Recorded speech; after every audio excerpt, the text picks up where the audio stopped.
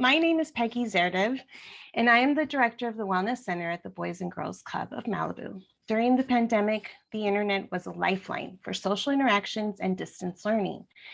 Now that we're back in person, helping our children manage their screen time and develop healthy habits, as well as avoiding the dangers of the internet, is more important than ever. We are happy to have Alexandra Rosas present today's topic on managing screen time. Alexandra is one of our staff therapists here at the Boys and Girls Club of Malibu Wellness Center. She is a registered associate marriage and family therapist, as well as a registered associate professional clinical counselor. Alexandra received her master's in clinical psychology with an emphasis in marriage and family therapy from Pepperdine University. She has experience working with families, couples, and individuals in various school settings since 2013. Alexandra, thank you for presenting on this important topic. Hi, Peggy. Hi, everyone. Thank you for having me. And I'm excited to talk about this important subject. And I want to thank Marie also for being our interpreter. And like Peggy said in the intro, during the pandemic, there was a lot of screen time. And as we're opening everything up and going, we've been in person schooling for a bit. And so as the adjustment starts to happen, we're going to talk about some of the tools and techniques to make that a smoother transition. And so to get started, I wanted to get everybody's feedback on what are some of your concerns about managing screen time with your child. And if you've already tried managing screen time, what are some things that have come up for you? Or if you're barely going to start with the process, what are some things that are on your mind about going forward with it? So if you could scan the QR code and write in what some of your concerns are, and the words that come up the most will get bigger. And so it's a very cool concept with that happens. And so I'll give you a few minutes to type in what are some of your concerns with that.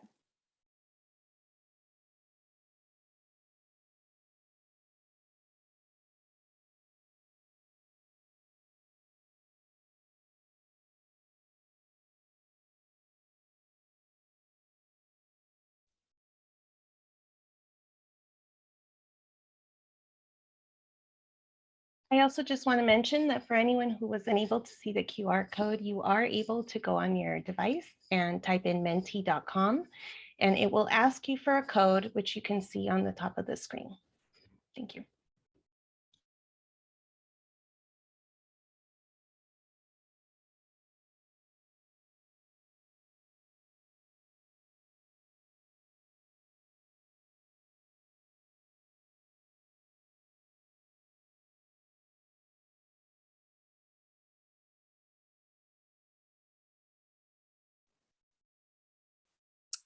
Okay, so I see here that we have one of the concerns is addiction withdrawals. Okay, some more popping up.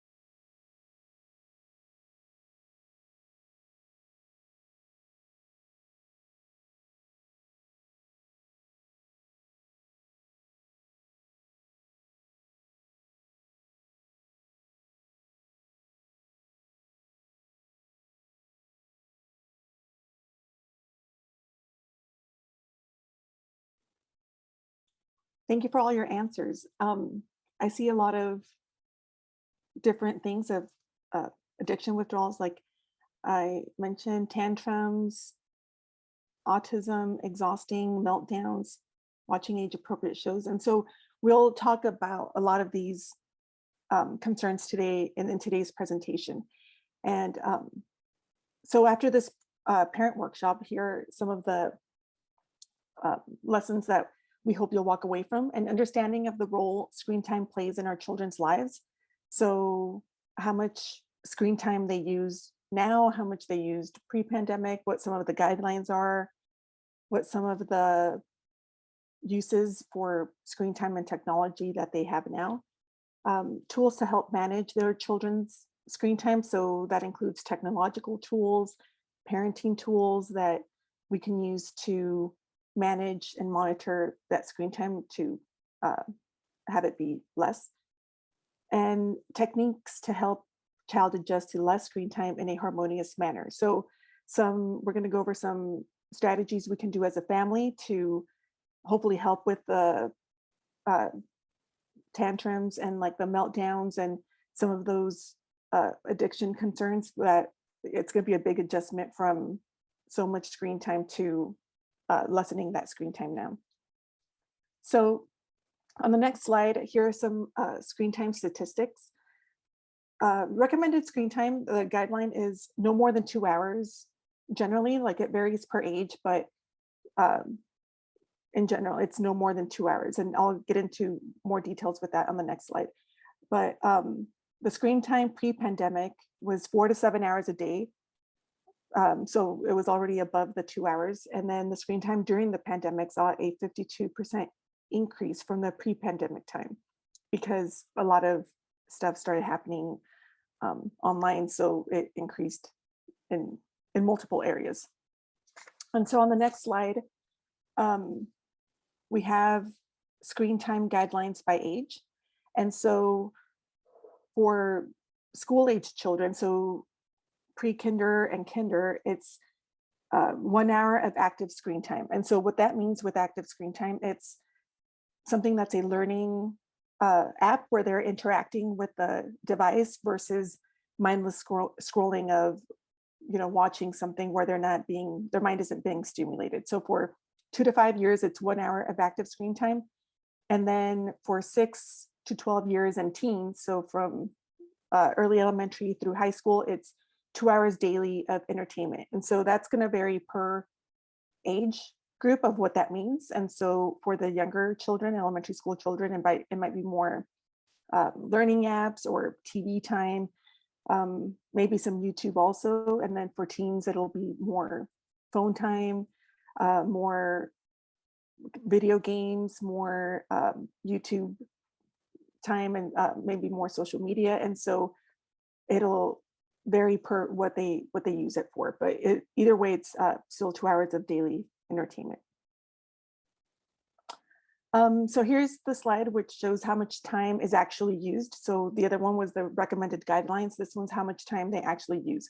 And so if we look here where it says ages 2 to 5, children watch as much as 4 hours per day versus 1 to 2 hours, and teens consume an average of 7 hours per day. So and these stats are from 2018, so it was pre-pandemic.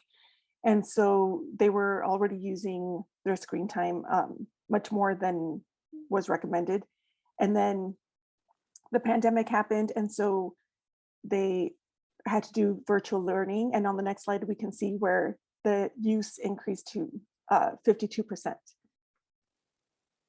I mean, increased 52% from what it was before. And so we had to accommodate for them being online all the time and using their screen time for everything, for school, for like necessary things, and then for socializing. And so that's why it increased so greatly. Next slide, please. Thank you. And so here are some pros and cons of screen time and technology. And the reason why I included this slide is because with other things, we can just get rid of it. Like if we think our kids are playing too many video games, like, before there were phones and everything was on our phones, when it was just a console, it could be like, oh, too many video games, like we'll take them away for a bit. But with today's technology and today's screen time, we use it for everything. And so there are some pros of FaceTime, research, kids use it for homework. It's convenient to get information and be able to look things up quickly. There's connection to others and connection to loved ones. If someone lives on another side of the country, we can communicate with them and FaceTime with them. And so that's definitely a good thing. Some of the cons is that it can become mindless scrolling, and it can cause us to become disconnected from people in real life if we get too immersed in the screen time, then it can cause us to not interact with people in real life. And then it can connect us to people we don't know and people who are strangers. So there are definitely pros and cons to both of them. And so that's why it's important to learn how to manage the time on it and not just take it away.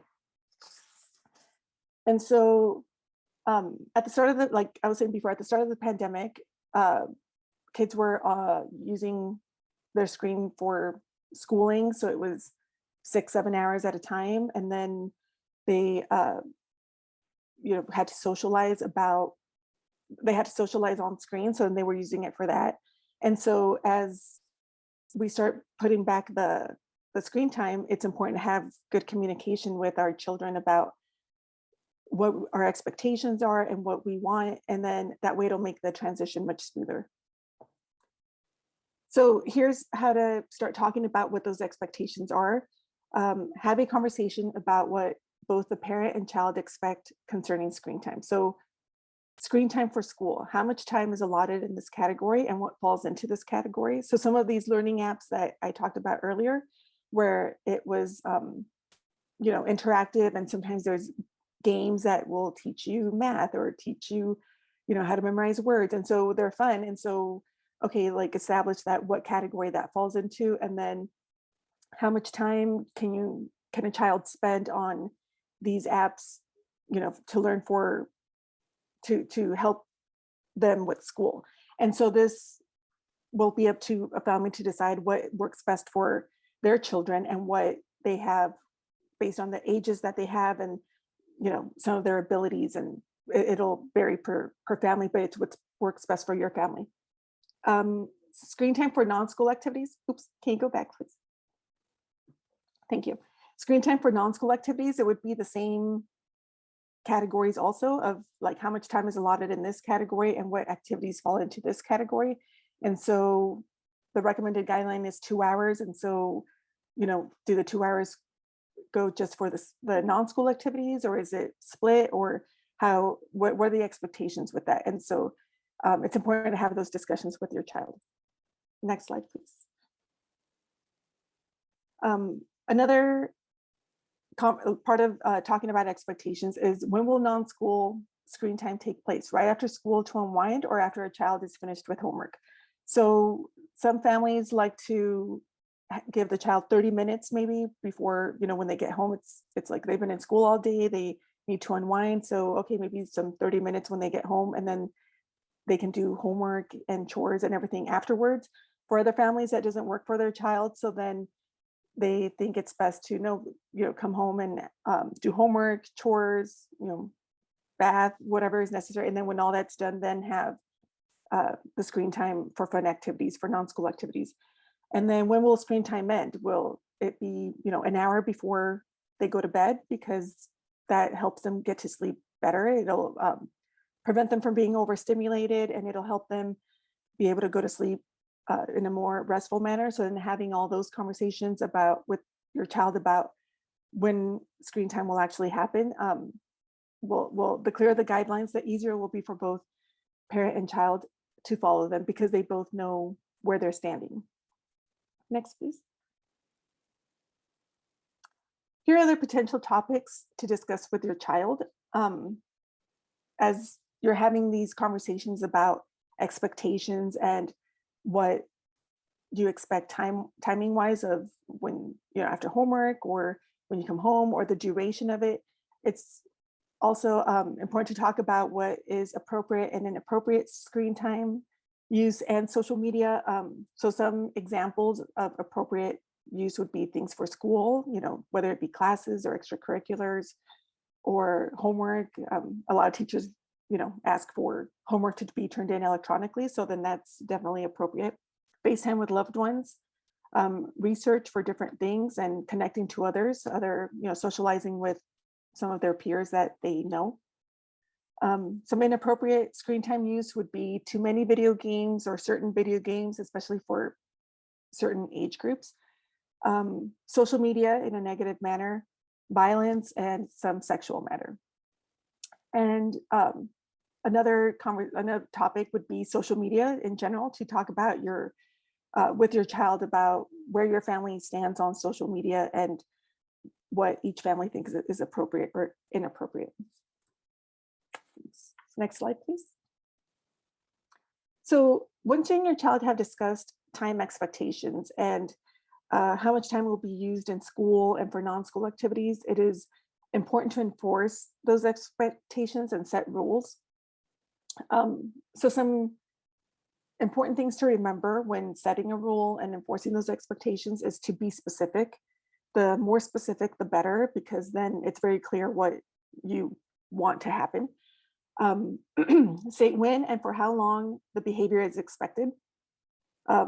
So when do you want it to happen? How long do you want it to happen for? And then state how long the rule will be in place. Like, will this be in place forever? Will it be in place until certain things happen? And so then that way everybody knows where the other person stands. So for example, a rule could be on weeknights during the school year, you may use your devices for fun activities for 30 minutes after all your homework is done.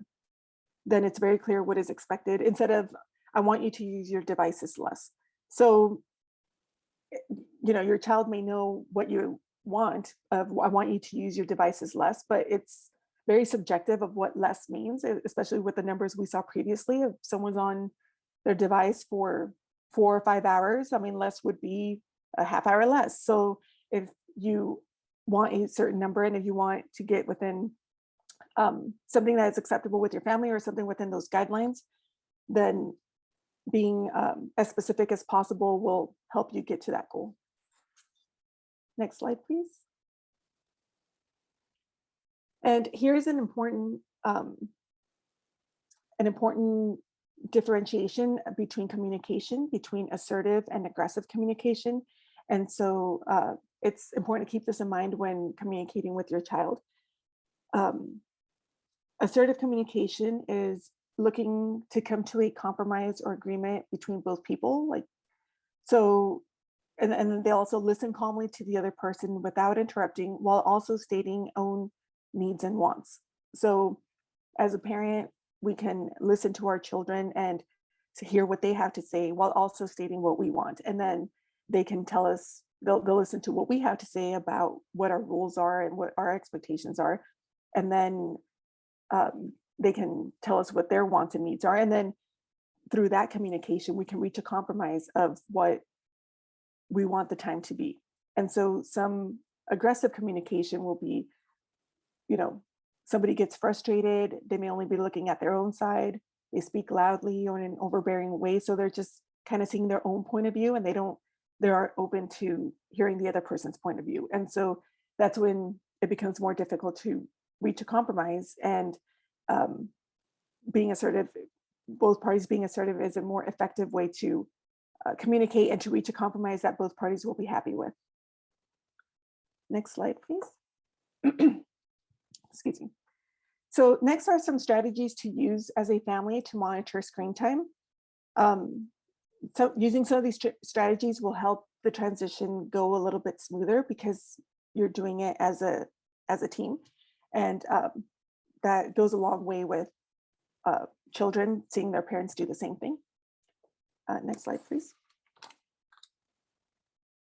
So one of the strategies is to be in an open area to see what child is doing. And this is especially helpful at the beginning when the adjustment's being made, because they might need that help more for themselves. Like they might not have a self-discipline yet. So some extra help in this department will help them at the beginning. And so have the computer or laptop in a common area to see what they are doing or how much time is spent on schoolwork. And that way, if you see them doing it and you see them doing homework, or you see them not doing homework, you see them, venturing into other areas, then you can be aware of it and, hey, remember this is homework time. And so it can be better to keep an eye on what category of time they're spending it, whether school activities or non-school activities. Another strategy to use as a family is to charge the devices, the computers, laptops, the phones, iPads, everything that can be charged in a common areas at night so that they're not tempted to get on there after hours. And so that way, if that has been an issue in the past, then you can keep an eye on it while this transition is happening to using screen time less.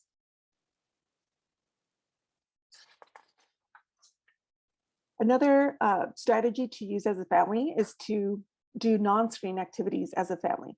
A lot of times children get on their devices because there might not be an alternative. They maybe want to do something else, but then they don't know what else they can do. So here are some suggestions of what they can do off screen. It's reading, going for a walk, going for a hike, excuse me, playing a board game, cooking together, puzzles, drawing, coloring together. These are all things that will take time, and it'll make time go by fast. And so, like, I know me and my family love to play board games, and it is fun, and then it makes the time go by fast. And so doing it together helps kids be able to enjoy that time with others versus being on their computer screen. Next slide, please. And so another thing could be to develop a hobby as a family.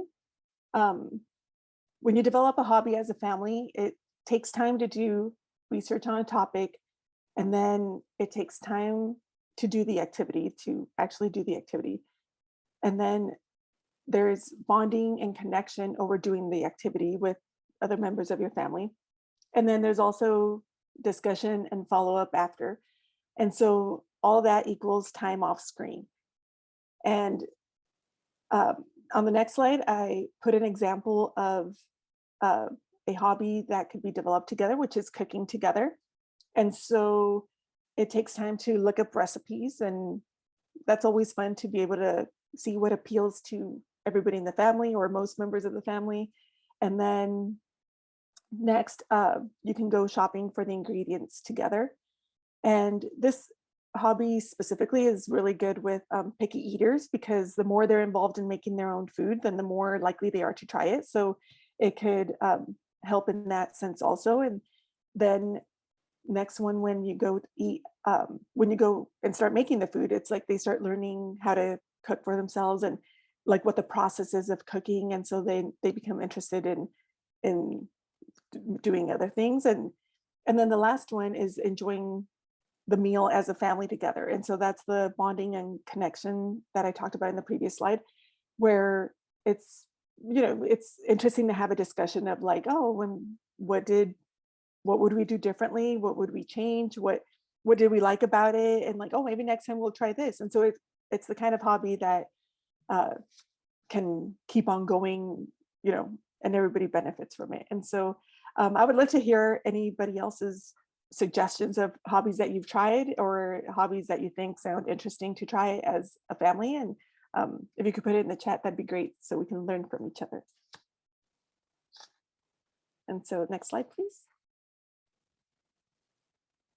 So a lot of times, you know, it's like, oh, I don't have time for hobbies. There's a lot of things to do. And so sometimes we, as parents, feel like it's one more thing we have to add to the stuff we have to do of making time for this. And so another thing would be to do chores and housework as a family. Doing chores with younger kids will teach them the importance of being part of a team, as well as teaching them about responsibility. You know, and younger kids especially feel very accomplished of helping out with the chores of the family, and they love contributing to what the parents are doing, or like what, you know, they like feeling that sense of independence also. So that's always interesting to and important to help with the little kids. And then doing chores with the older kids will teach them important life skills for the future. So they will learn how to do different things. And so, like, you know, do laundry, do cooking, do outside work. And so those are all important life skills that they can learn during this time. And then it'll help the parents have more time, you know, splitting all those activities and all the things that need to be done in the home. And so that'll leave more room for like hobbies after the chores are done. And so on the next slides, here are some kids chore charts for chores that kids can do at different ages. So I'll just take a moment here in case you want to take a screenshot of it. And on the next slide will be older kids. So we'll leave this up for a little bit.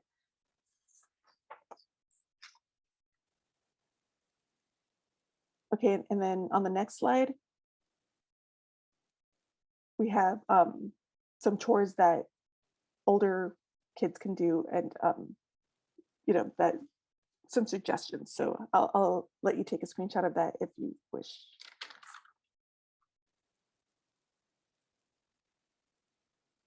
Okay, and then on the next slide,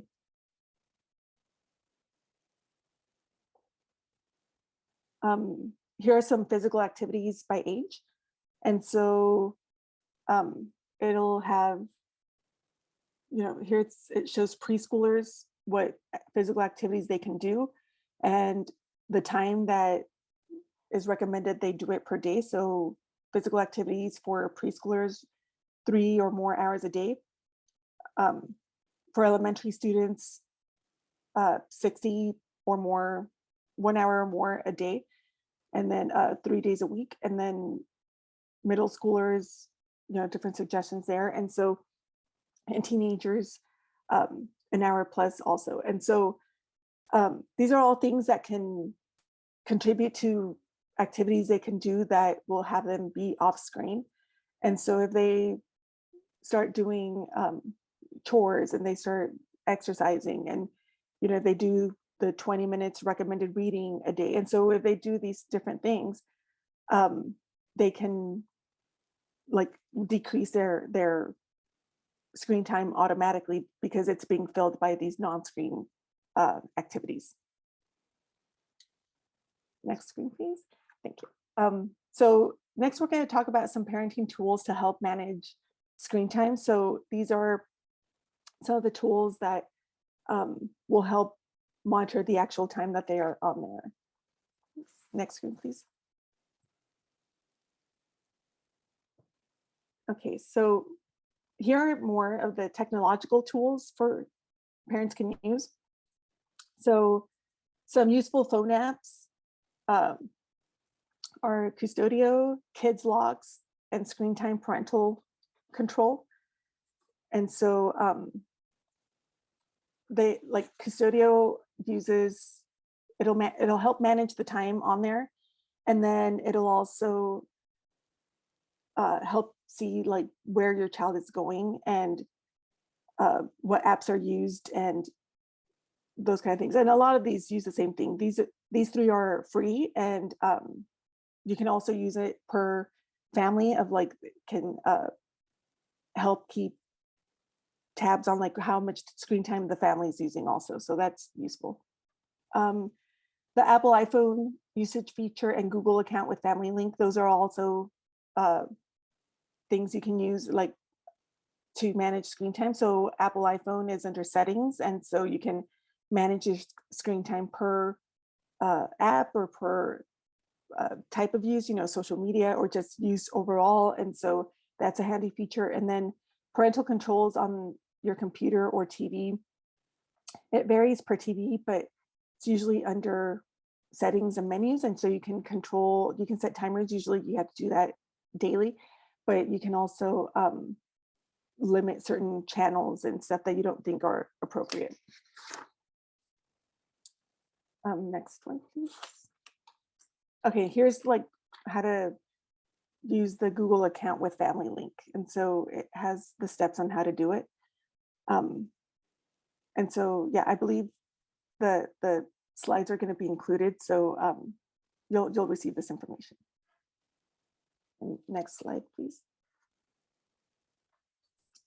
Okay, here's another parenting tool that is useful to use. One of them is a rewards chart. Excuse me. So time spent doing one activity equals time spent for fun activities on devices. And so here's a, you know, basic setup of a reward chart. So if you want to decrease the screen time, you can either say, okay, if you use, I don't know, 30 minutes of reading, then you can use maybe 15 minutes of screen time, or 30 minutes of exercise equals 30 minutes of screen time, or whatever the ratio is that you want. And so that way you can increase the time off screen, and then also have them still keep some of the screen time for fun. And then another way you could do it also is to go on a per day basis. So it's like, okay, so if the time that you and your child decide is, say, 1 hour of non-school activities, then if for 5 days they stick to the 1 hour, at the end of the 5 days, maybe there can be like an outing to a park or to get an ice cream or something a little bit bigger that's at the end of the 5 days. And so next one, thank you. The other thing that can be done, it's the family rewards chart. And so it's basically like the individual rewards chart, except it's family, if the family sticks to their time agreed upon of using less screen time. So if everybody decides, okay, we're going to use 30 minutes per day of fun activities for screen time, or 30 or 60 minutes, then you can have a family reward. So then if we all stick to it for 5 days, then the reward at the end of the week can be going out to the movies or going out to eat or doing something together as a family, because the effort was made as a family. So then that's another way to do it, which we talked about before, where when you're doing it as a family, then it feels like everybody's in on it. And so sometimes that helps the child motivate them to decrease their screen time also. So the timer is also a good tool. It's something that we've used for many different things, and it's so handy and useful. It's a visual cue for the child and the parent to be more aware of time spent on screen.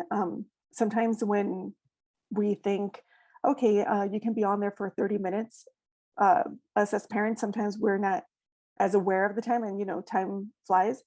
And so with the timer, we can be more aware ourselves as parents, and then they can be more aware with the visual of them seeing it. Okay, so then as we get them used to doing it, they're getting used to doing it for themselves also. And then another benefit of the timer is that it helps the child see that the timer is up, and so it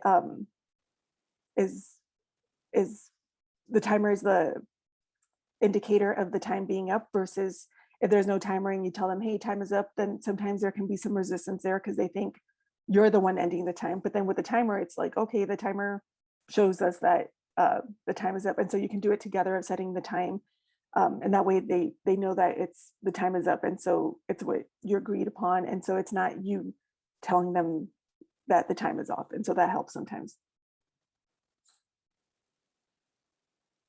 Some more parenting tools, excuse me, would be modeling. And so like a lot of the times what we do is kids will do what we do more than they'll do what we say sometimes. So let your child see you, use your time away from screens.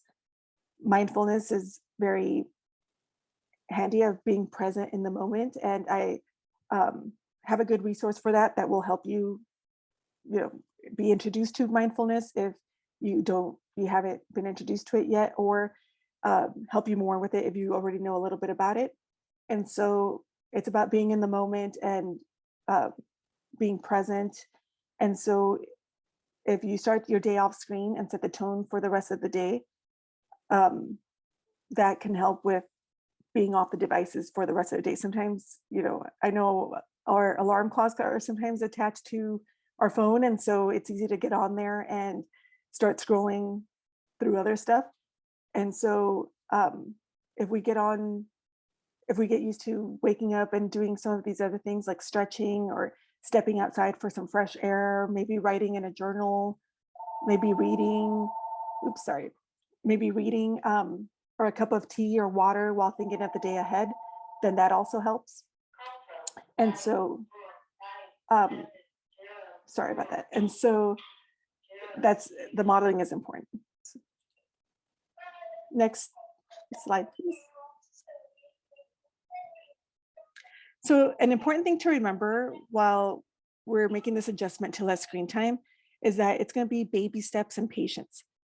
It's going to take time. And so be patient as you and your child begin to reduce their screen time. So as we begin to reduce the screen time, be patient as um, the number decreases, because when you first start the conversation with them, there may be some resistance at first. And so that's some of the stuff that came up in the concerns for for approaching this, is that tantrums and that kind of stuff. And so there may be some resistance at first, but through open communication, you can work together to achieve the goal of reduced screen time. And so there may be some resistance, but it's important to be patient and realize that this is an adjustment for them, and it's a pretty huge adjustment for them. And so us being patient with them will help them be calmer about it too. Another important thing to remember is to decrease your child's screen time in small intervals until you reach the desired goal. So if your child is on there 3 to 4 hours and you want them to be down to 1 hour, don't reduce it to 1 hour from the beginning. Go in 20 to 30-minute intervals. And so, okay, you're on there 4 hours now, so let's go 30 minutes less, and then 30 minutes less until you reach the desired goal. And then scaling back screen time is an adjustment and will take patience from the parents as a child gets used to less screen time. So maybe when you approach them about less screen time, they'll be open to it and they'll think like, okay, yes, let's do it. And then as it starts becoming less screen time and they start feeling it, then that might be where the resistance comes also. So that's also important to remember as parents, to be patient as they adjust to it too, so that can help the adjustment go smoothly, like smoothlier. If we're patient with them, then they can be calm and be patient with the process as well. Next slide, please. So, the last thought about this is that screen time and technology is here to stay for some of the reasons that we said earlier, of so many things are tied into screen time technology. And so by working with our children to help them manage their time on screen, they'll be able to maintain a good balance of using technology in a healthy way while also pursuing interests and connections off screen. And so that's a very good skill to have, especially going forward with, this is going to be a good life skill for them to have as adults and as technology being a part of their life from now on.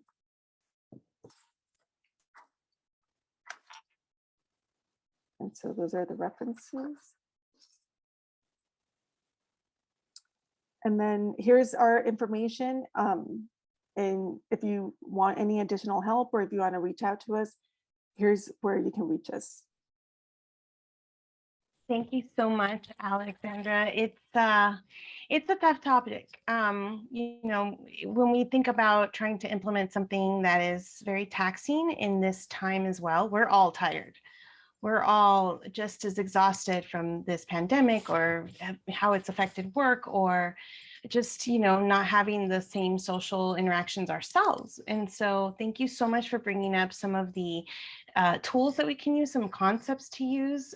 These are general concepts. I do want to remind parents that these are general. If you need more individual specific support, we're here to help you. Many times, there are very, unique things that are happening in your family dynamic that we can try to address more specifically.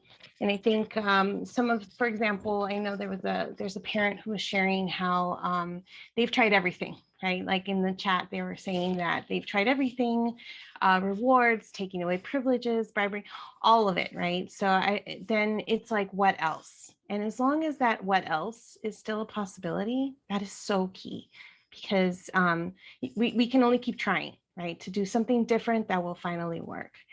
And to that parent who was sharing, thank you so much for giving us that information, for sharing a little bit about what's happening in your family. It's not easy.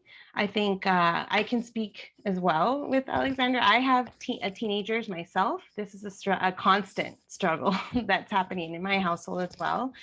And, having the conversations that you can have with older children that can be a little bit more focused on our relationship with them, right? Because so many times we're so focused on managing their behavior that the relationship, when we feed that more, sometimes that can be really important, right? So telling them, like, from using those I statements, like, I really miss spending time with you. When you're on the screen, you're disconnected from me, right? Or from us and from the family. And we would love to spend more time with you and talk more about and have these great conversations about all the information they're learning right now when they're in middle school and high school. And keeping that relationship close is really key and a very important ingredient in whatever we're trying to do to implement in our home that can help keep our kids safe, keep our kids moving, keep our kids doing what they have to do and learning, having those life skills in the home.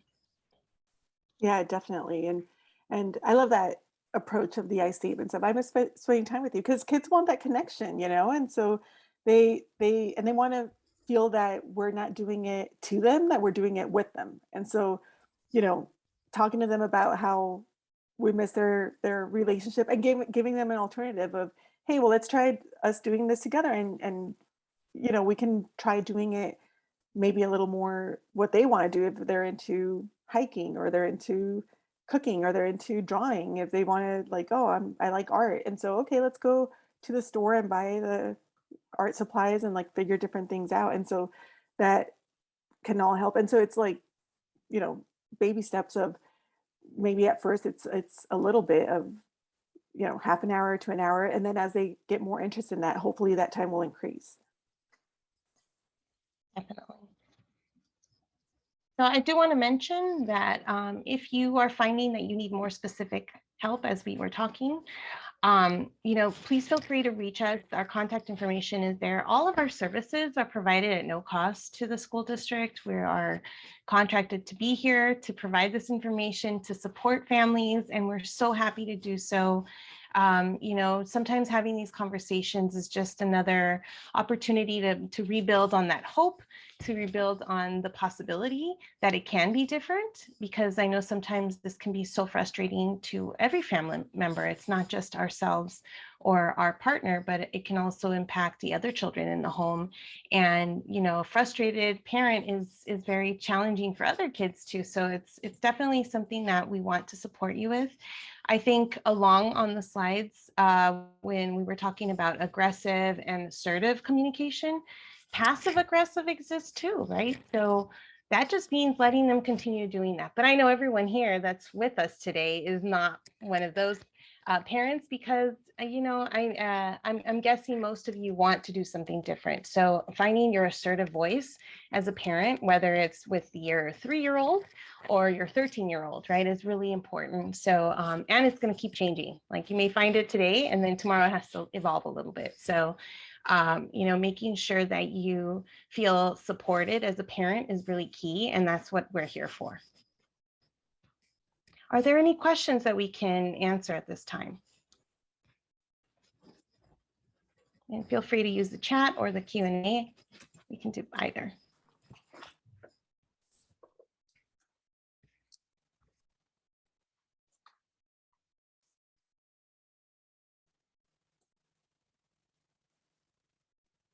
Okay. Someone asked, are there any resources for a tech detox for the whole family? That's a good question. Alexandra, would you like to tackle that one? I don't know, like, what exactly, like, a tech detox? Like, what do you mean by that? Like, I mean, like, I don't know if some of the stuff that we talked about of kind of, mindfulness and going outside and being connected with nature and, doing these things that, like, kind of force us to be um, away from the screen of, if we play a board game, like, I mean, that takes, like, if we play Monopoly, we know that takes hours. So then it's like an automatic kind of stepping away from it. And of course, that might not be easy at first. It's like, okay, maybe that'll happen once a month or something. And then as the family starts getting more used to it, it's like, okay, it can happen weekly. And the cooking thing too, like, maybe, at first, like, okay, let's do something quick and okay, first recipe we find, let's do that one and let's find the ingredients quickly. And so it might be kind of quick at first, but then as the family starts to get into it, it'll hopefully increase of like, hey, I was thinking like maybe we could try this. And so, oh, let's look at,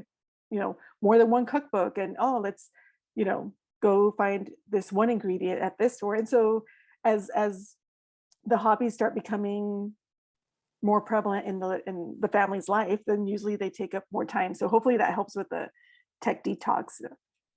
Yeah, and when I think of the detox, I think of also like the way that we might try to detox from like carbs or these other extremes. And when I think of that, it might be something that we're setting ourselves up for something that may not be realistic at this time. So it's really important also to think about, even if, okay, so they mentioned social media, video games, YouTube, even cutting out one of those would be a step in the right direction, right? So maybe not completely going cold turkey, but maybe trying certain hours that are protected, like from dinner time until bedtime, there's no devices, right? Like all the devices are just going to be put away and charged together, right? And that could be like for a week, anytime that you're implementing any big change or a habit change, you really want to do baby steps. And, even if it just becomes like 3 out of the 7 nights a week, you start doing this and then kind of building from that could be really helpful, because it can be very empowering to you. Okay, this is possible this one night of the week. Let's try it again and then again as you slowly move in that direction. So baby steps are really key. And just like if you're, doing anything else, dieting, changing your financial spending or any of that, you want to definitely do baby steps. We do have a Q&A question as well, Alexandra, and it is, should you reward for expecting activities such as practicing piano, doing homework, or reading? That's a very good question. And that, it varies per family. Some families like it, some families don't. I think if it works for your family, you can do it. And I think you can adjust it. Some people do it an equal ratio of, okay, you do 30 minutes of reading, then you get 30 minutes of screen time, or you do 30 minutes of exercising, you get, so a lot of people do an even ratio, and they're okay with it. If you don't think that's okay, if it's like, oh, it's kind of rewarding, the behavior you want with the behavior you don't want, like, so you could do like, okay, let's do a 30-minute to 15-minute ratio. For every 30 minutes you do of what you want, like 30 minutes of reading, 30 minutes of exercising, 30 minutes of homework, you get 15 minutes of screen time. So in that way, the other behavior is more time than the screen time. So you could do that too. A great idea. So what we're talking about when we're rewarding an expected behavior, right? That's a positive type of framework or idea. It all, that I love how you mentioned that, Alexandra, that you're rewarding, but you're rewarding with the thing that you don't want. So find something else that they want. I'm sure that your kids don't only want, hopefully, only screen time. Maybe they want to go and hang out with a friend, as we're now being able to do that. Or they want to go and buy something from the Dollar Tree store bins or the Target bins, something that would be fun for them, that can be something that you do together as well, can be really helpful. Most of the time, the kids just want a connection. They want to connect with others. And if we can do more of that for them, right, and kind of find a way to do more of it with them, then it can definitely help them balance out what they might be needing, especially the older kids. The little ones, it's a little, harder to convince them, but it definitely can be more on that reward system. Just a positive, different reward, perhaps. Yeah. Any other questions that we might be able to answer at this time? If not, then that will conclude our presentation, our workshop today. We hope that this was valuable information to all of you.